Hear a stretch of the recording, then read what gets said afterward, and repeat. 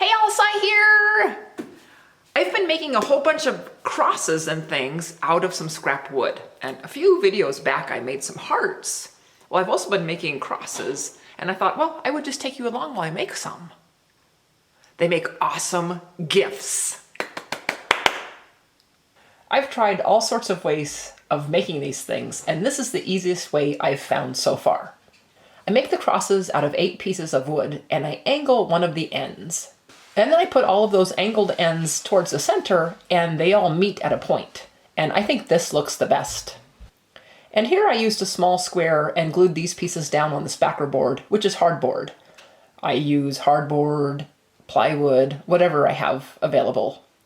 And I found that sprinkling a little salt down will keep the pieces from drifting. This shaker hardly lets the salt come out, so it looks like I'm shaking a lot, but not much comes out at all. You don't really need much salt.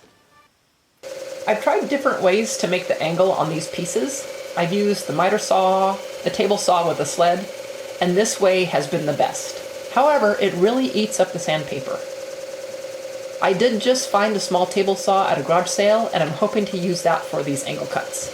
It will all depend on the size of the piece of wood. Really small pieces, I will continue to use this disc sander method.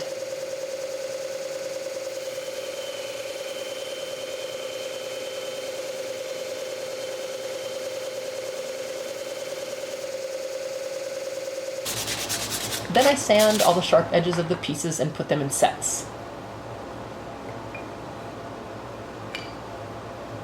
Then I put the pieces of wood down around the cross.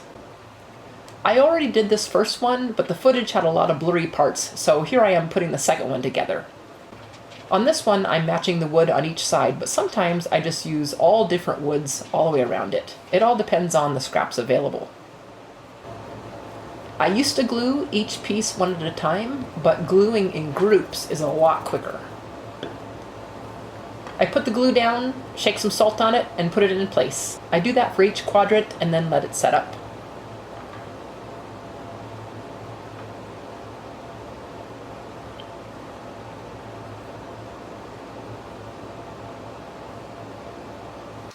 I just went to the bandsaw and cut these apart. I forgot I was filming.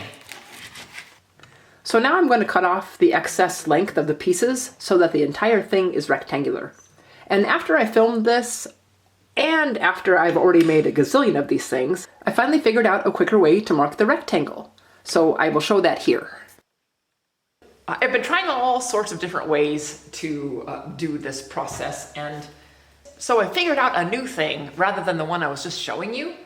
And I'm going to use these that I'm also making right now. And this, so I've already cut them apart, but how I did it this time was to make the rectangle around the cross. I used 2 of these, and I put them on like so. And then I just took, I like a pen, and I just went like that. Maybe I'll figure out even a better way to do it. I don't know, but this way is working best so far. Some rough cutting on this thing. And I rough cut it on the bandsaw. And I keep those cutoffs for more crosses.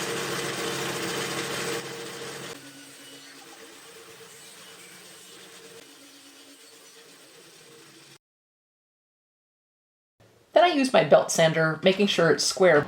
If it's not square, I've found that making the frame around it is very difficult. Sometimes I will sand the face of the cross if a piece is sticking up too proud, but I like the pieces to be of different proudness, so I didn't sand the face on either of these this time. Then I make a frame around it, and that's where the squareness is important. I made all sorts of different styles of frames, and it's fun making them all different. For this one, I made the regular mitered corner frame. I helped the sander a little bit by cutting the angle, and then I sanded to the 45 degrees. And I did that for all of the corners.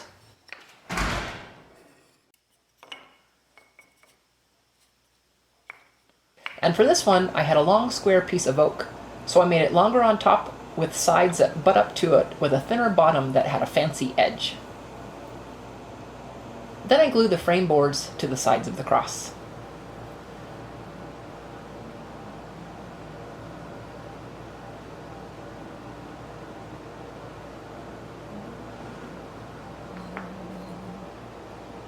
The big oak boards were a little uneven with some existing finish, so I sanded just the fronts to make them even, and to take the finish off.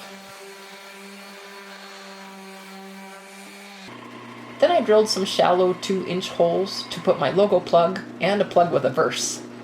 The verse is 2 Corinthians 9:15, which says, "Thanks be to God for his gift that is too wonderful for words." And that is exactly what I think of the free gift that Jesus is to us, just too wonderful for words. Then I glued them in.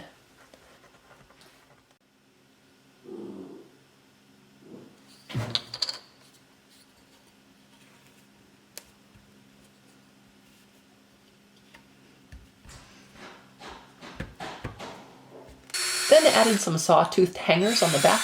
Although both of these can stand alone, it is a nice option to hang them if someone wants to.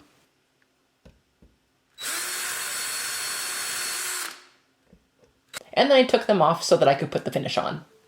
I used Old Masters Polygel, wiping it on the backside first and then wiping it off, and I let those set up overnight.